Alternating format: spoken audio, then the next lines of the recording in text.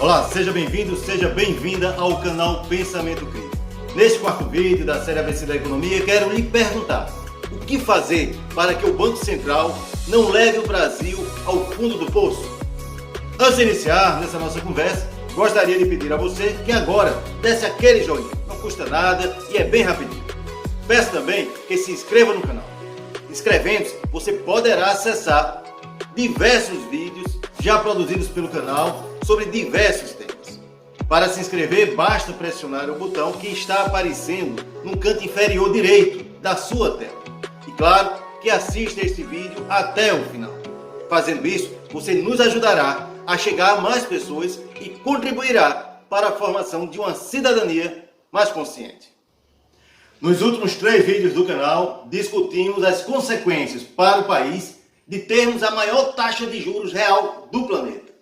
Como isto afeta a economia, como ela inviabiliza o financiamento do crédito às empresas e ao cidadão comum, como ela acarretará a falência das empresas e o aumento do desemprego, como ela provocará um aumento do endividamento público do país em 500 bilhões de reais ao ano, e como ela aprofundará a fome, a miséria e a desigualdade social e econômica já tão abissal existente em nosso país.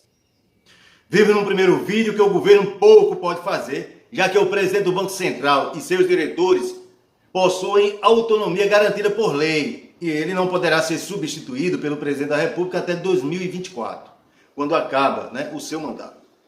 Vimos que o atual presidente do Banco Central, indicado pelo ex-presidente, é um bolsonarista de carteirinha e pode utilizar o poder que possui para levar o país a uma crise econômica grave e, consequentemente, a uma crise política que desestabilize o atual governo. O que fazer, então, para não chegarmos a este ponto?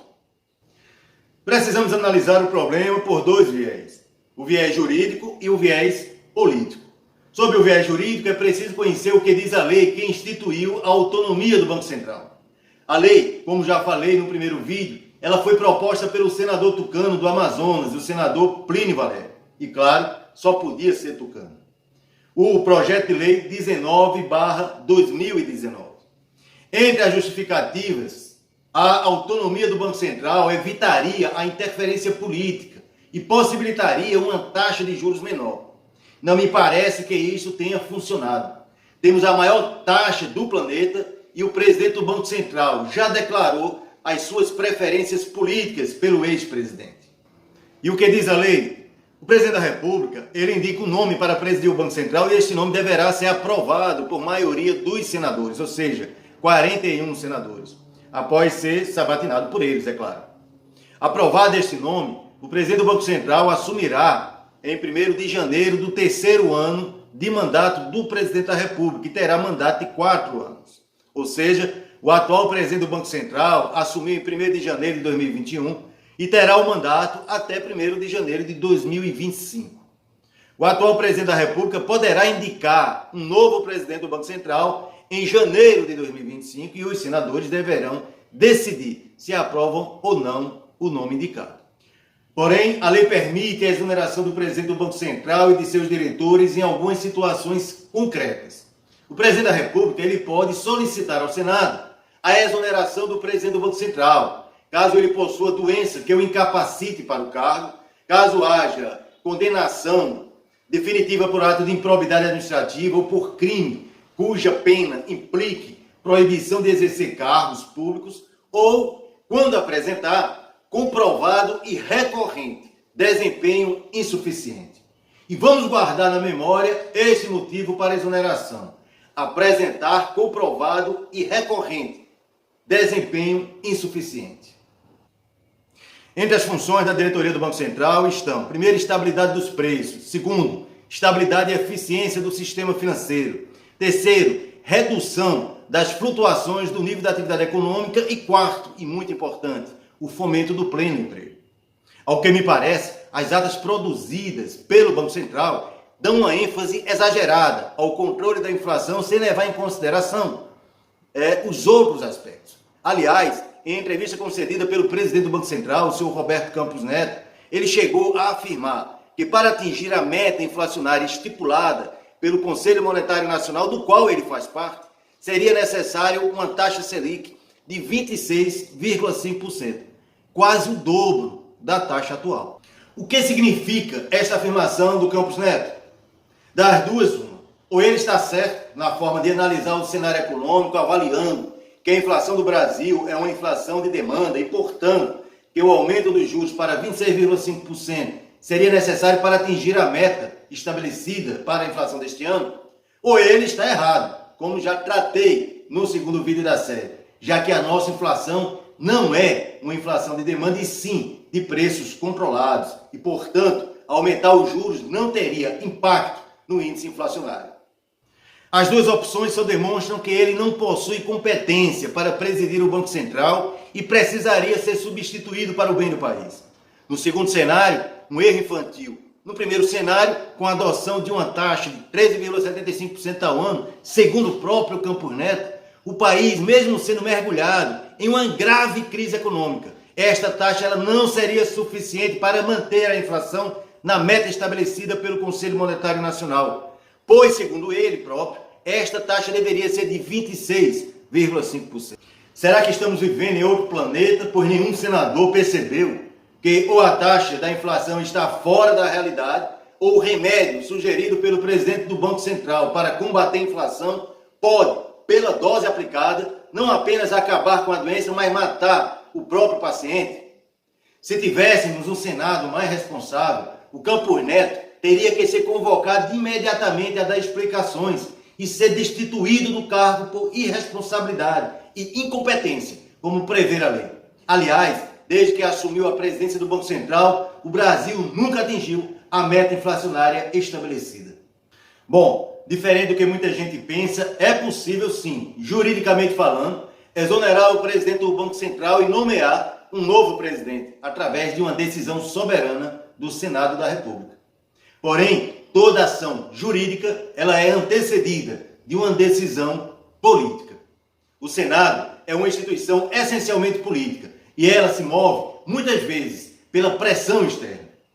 E na política nunca existe um único caminho a percorrer. Vamos então analisar os possíveis caminhos. O primeiro passo é analisar o debate político sobre o tema. Este é um assunto que chama a atenção das pessoas. E quem são os principais interlocutores deste debate? O presidente Lula, sem dúvida, é o principal personagem deste debate. Foi ele quem primeiro criticou a manutenção dos juros em 13,75% ao ano, obrigando a imprensa a noticiar a sua insatisfação e popularizar um tema que normalmente ficaria muito distante da compreensão do povo brasileiro. Após a última decisão do Banco Central em manter a taxa nas alturas e ameaçar inclusive aumentar na próxima reunião do Copom, o presidente Lula disse que não daria mais opinião sobre o assunto e a responsabilidade em quebrar o país seria do Banco Central e do Senado da República. Fazendo isso, Lula leva para o Senado a responsabilidade em decidir se mantém ou não o Campos Neto à frente do Banco Central, já que está previsto na lei uma sabatina semestral do presidente do banco pelo Senado. Mas isso é suficiente? Provavelmente não. Um outro fator importante nessa análise política é a pesquisa encomendada pela Folha de São Paulo, que apontou que 80% dos entrevistados concordam com as críticas do presidente Lula aos juros altos. Este resultado é muito significativo politicamente falando. Primeiro, porque até o momento esse debate se deu apenas na mídia conservadora, que claramente defende a política adotada por Campos Neto, e mesmo assim foi a narrativa do Lula que se saiu majoritária. Segundo, porque o presidente possui um capital político de massas para pressionar o Senado a tomar uma atitude e não se omitir da resolução do problema. Não apenas o presidente, mas os movimentos sociais, que já se manifestaram por 2 vezes pela saída do Campos Neto da presidência do Banco Central. A próxima reunião do Copom está marcada para 2 de maio, antes, porém, da manifestação do Dia do Trabalhador, que será pautado, entre outros temas, pela saída do Campos Neto. Esse é um cenário político que favorece uma mudança no Banco Central. ou pela retirada do Campos Neto e nomeação de outro nome que possua uma maior preocupação com a geração de emprego e com o controle da inflação baseado, na realidade concreta, ou menos, em uma baixa de juros consistente. Mas o que seria necessário ser feito pelo presidente Lula para capitanear estes ventos favoráveis da política? Acho que ele deveria jogar a responsabilidade para o Senado, solicitando, como é seu direito legal, a exoneração do presidente do Banco Central, o que forçaria o Senado a se posicionar. Ao mesmo tempo, em cadeia nacional, explicaria à população brasileira por que ele fez isso e como a atual política do Banco Central afeta a economia e a vida de todos os brasileiros. Um pronunciamento em cadeia nacional atingiria milhões de brasileiros que, independentemente da rede de TV preferida, assistiria o pronunciamento do presidente. Ao fazer isto, ele formalizaria um calendário de luta para as centrais sindicais e movimentos populares, que estaria atrelada ao calendário do Senado, às audiências públicas e à votação do pedido da presidência, e a realização também da nova reunião do Copom, que ocorrerá no dia 2 de maio. É possível escolher outro caminho? É claro que sim. Pode-se tentar negociar com os senadores da oposição, mas não creio que terá muito resultado. Pode-se tentar negociar com o Campos Neto. Isso já foi tentado e não deu muito certo. A última decisão do Banco Central comprovou isto.